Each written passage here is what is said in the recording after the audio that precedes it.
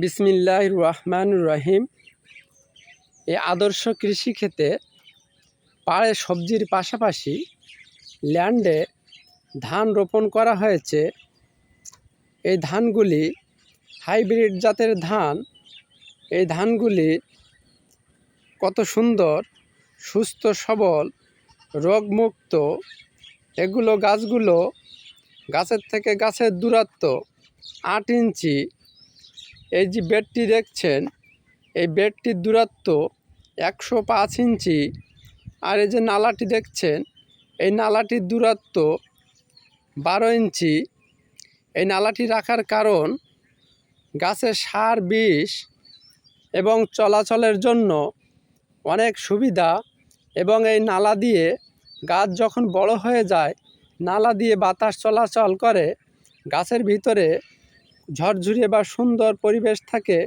গাছের ব্লাস্ট বা রোগ আক্রান্ত করতে পারে না।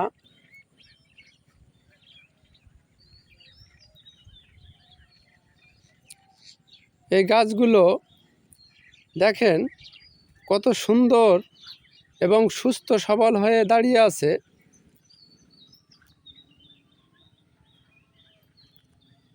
এই মাঠে আপনার 54 শতক জায়গায় চাতরের পরিমাণ, অর্থাৎ আইল দিয়ে ছোট করে রাখা আছে 8টি চাতর।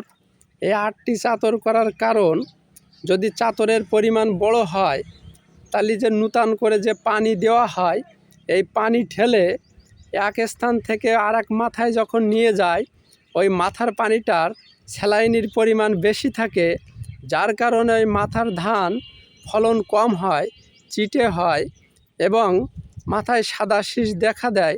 যার কারণে লোনা এলাকার জায়গায় চাতরগুলো ছোট ছোট করে রাখলে মাথার ধানগুলি আর খারাপ হয় না। এই ধানগুলিতে পাখি বসার জন্য পালা দেওয়া অথবা টি ব্যবহার করার প্রয়োজন হয়েছে বা সময় হয়ে গেছে।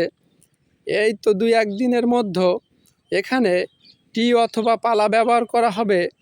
টি এবং পালাগুলো যেন মজবুত হয়, যার কারণে শুধু পাখি বসে পোকা খাবে না, এখানে রাতে পেঁচা বসে ক্ষেতের ইঁদুরগুলো খেয়ে ফেলবে বা ধ্বংস করে ফেলবে।